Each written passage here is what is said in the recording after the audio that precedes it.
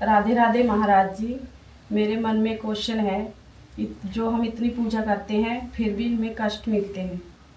राधे राधे, जय श्री राधे। इसको दो पहलू से समझेंगे हम। जैसे एक सिक्के के दो पहलू होते हैं, हर चीज के दो पहलू होते हैं, वैसे ही दोनों पहलुओं से आप इसको समझे ध्यान से। पहला पहलू, जैसे आपने गांव के बाहर देखा होगा कि भाई गैया मैया की गंदगी का एक ढेर लगाते हैं। जब बड़े शहरों में देखा होगा कचरे के ढेरों को। जो पहले का ढेर है वो ढका हुआ है, उसमें से उतनी बदबू नहीं आती। अगर हम उसके ऊपर जो ताज़ी गंदगी फेंकते हैं उसकी थोड़ी सी बदबू आती है। उसी ढेर को अगर हम हटाना चाहें तो किसी ना किसी को लगाएंगे, फावड़े से या जेवीसी से। जब उस ढेर को हटाएंगे तो उसकी बदबू बढ़ेगी ना। ऐसा ही होगा जब आप सच्चे हृदय से परमपिता परमात्मा का नाम लेते हैं तो आपके भीतर से गंदगी हटने लगती है।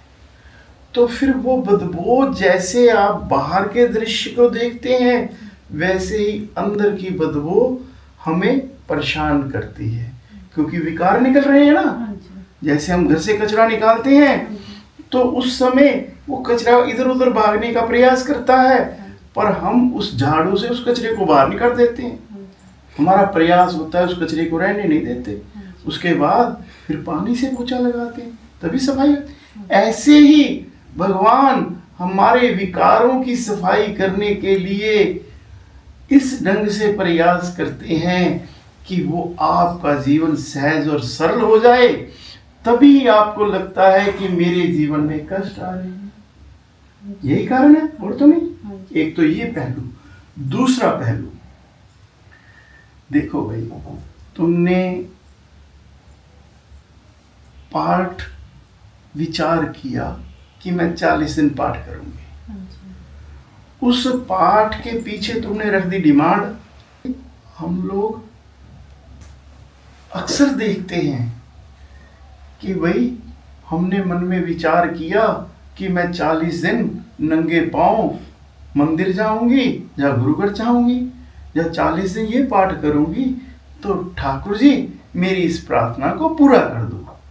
अरे भाई, तुम बनिए की हट्टी पर जा रही हो। 200 रुपया दिया और 5 किलो चीनी ली, यही तो हुआ। 40 दिन का पाठ और एक सौदा ही तो किया। भगवान ये नहीं है, तो उसमें आपका मन शांत होगा? नहीं होगा। ये दूसरा पहलू है।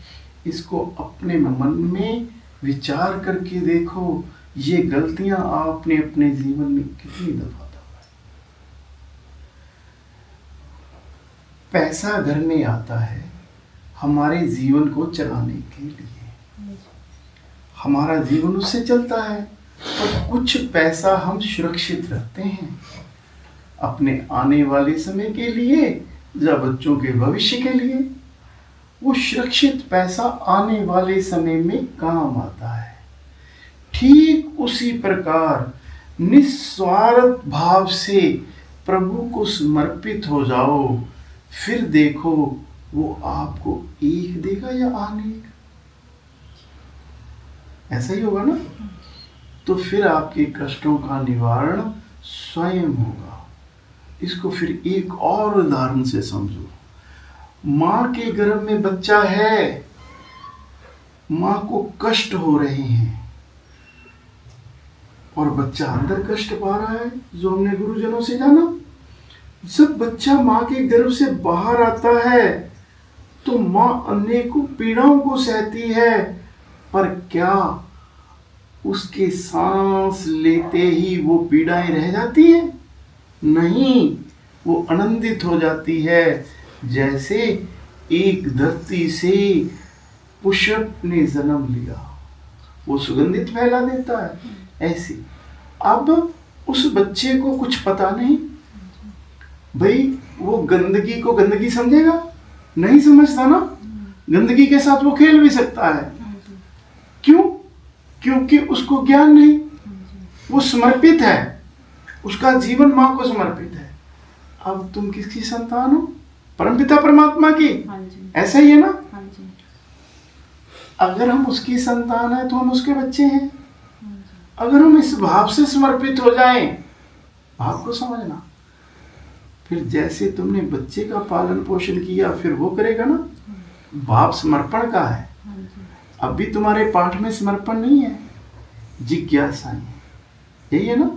यहाँ गलती हो रही है, इसको सुधारने का प्रयास करो। समर्पित होने के भाव को एक और ढंग से ले सकते हैं। जैसे आपने देखा है कि बीज है तो प्रकृति का हिस्सा, पर क्या वो स्वयं अपनी कीमत बना सकता है? नहीं। किसान माली उस बीज को प्रकृति को सौंपता है। माली को ज्ञान है कि मैं कमरे में बीज नहीं बोऊंगा, किसी उपजाऊ धरती में बोऊंगा। ठीक, उसमें कोई कमी नहीं है। पर अगर उसमें कुछ कमी रह जाए, उसने बीज को मिट्टी लगाने में कमी छोड़ दी, हल्का सा सुराख रह गया, तो सूर्य की तपस उस बीज को साड़ देगी। और हम उस बीज को जल देते हैं, तो जल की सेम जानी चाहिए ना। तो उस सुराख से जल ज्यादा जाएगा तो वो गल जाएगा, तो उसकी कीमत नहीं बनेगी। यहां बीज कौन है? हम। माली कौन है? गुरु। अगर बीज समर्पित संपूर्ण ना हो तो उसकी कीमत बन पाएगी। अगर माली में कमी हो, अगर विचार करो हम अपने बच्चों को किस स्कूल में एडमिशन करवाते हैं कि वो अच्छी शिक्षा, अगर वहां के अध्यापक, गुरुजन, टीचर, जिसे हम इंग्लिश में कह देते हैं, अगर उनमें हल्की सी कमी हो तो हमारा बच्चा अच्छी पोजीशन पाएगा। और गुरुजन सबको शिक्षा एक बराबर देते हैं। क्लास में 50 बच्चे होते हैं, पर उनमें फर्स्ट और सेकंड, थर्ड आते हैं। जो जितना समर्पित हुआ उसने उतना पाया। ठीक उसी प्रकार बच्चे, आप अपने आप को भगवान को समर्पित हो जाओ, जैसे बीज प्रकृति को समर्पित हो जाता है। फिर आप देखना आपकी कीमत क्या है। शरीर की कीमत नहीं होती। शरीर के भीतर जो हमारे परम पिता परमात्मा की ऊर्जा दूसरों को नजर आए, आप जैसे फूल की खुशबू से वंचित नहीं, बदबू से वंचित नहीं, वैसे तुम्हारे अंदर जब परम पिता परमात्मा की ऊर्जा कनेक्शन सच्चे हृदय से होगा, जैसे बीज पुंगर कर बाहर आता है, फिर पेड़ बन जाता है, फिर अनेकों फल देता है, वैसे ही तुम्हारी भीतर की ऊर्जा से वो प्रकाश होगा जिससे तुम्हारा जीवन तो तुम्हारा जीवन, वैसे ही तुम्हारे परिवार का जीवन बदल जाएगा। समझ में आया? एक बात और पकड़ाना चाहते हैं। क्या जीवन को बदलना चाहती हो? हाँ जी। क्या परिवार को बदलना चाहती हो? हाँ जी। अगर बदलना चाहती हो तो पहले किसको बदलना होगा? अपने आप मुझे। अपने आप को। अगर अपने आप को बदलना है तो किसको पकड़ना होगा? माँ के नाम को। परमात्मा के नाम को पकड़ने के लिए कौन पकड़ाएगा? स्वयं नहीं पकड़ पाओगी। बीज स्वयं धरती में नहीं समा सकता। कौन पकड़ाएगा?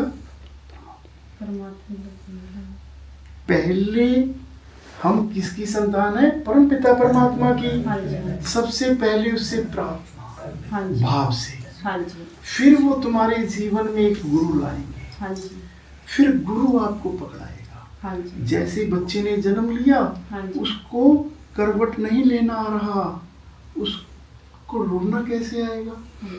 पर उसका प्रयास करवट भी लेता है, उसका प्रयास घुटनों के बल पर भी उठता है।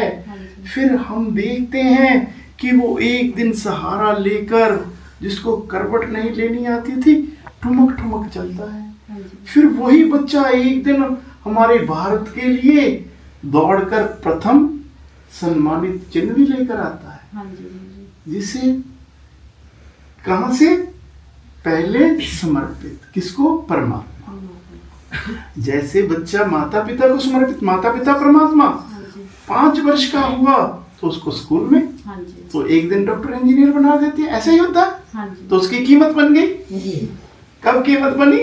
जब उसकी माता पिता ने उसकी केयर करी। शरीर की केयर माता पिता करते हैं, आत्मा की केयर कौन करेगा? गुरु।